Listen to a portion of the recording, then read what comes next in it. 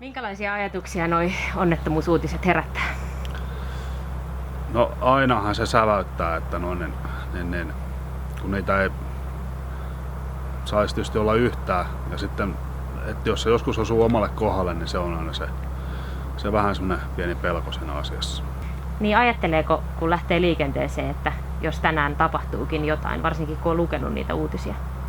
Joo, kyllä se aina mietityttää, että jos se sattuu omalle kohdalle, mutta sillä ei maha mitään, se on ihan näköjään nykypäivää. Sulla on työnantajana kokemus, että työntekijälle on käynyt tämmöinen onnettomuus. Minkälainen tilanne se oli?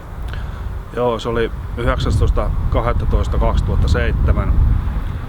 Kuljettaja oli Joensuusta Varkauteen menossa ja illalla myöhään sitten soitti, että nyt on ajanut kolarin, että henkilö on tullut alle.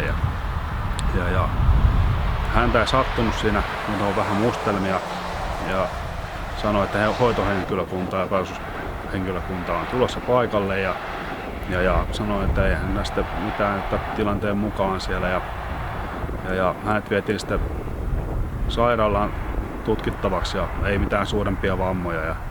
Mutta kyllähän sitten tietysti pieni ruljanssi tuli, että auto oli romun ja se piti hoitaa sitten pois sieltä ja uutta autoa ja kyllä kaverikin tuli kuukauden sairasloma sitten siitä niin kuin vähän henkisestä puolesta. Ja mulla onneksi tämän työntekijän kanssa oli se, että se oli semmoinen aika kova mieleltään, että siitä ei tullut mitään sitä pitkäaikaista, mutta kyllähän se silläkin oli niin kuin mielessä. Ja sitten tietysti kun se lähti sitten töihin reilu kuukauden jälkeen, niin sanoi se, että on se vähän semmoista aina on mielessä, että ei kävisi uudestaan.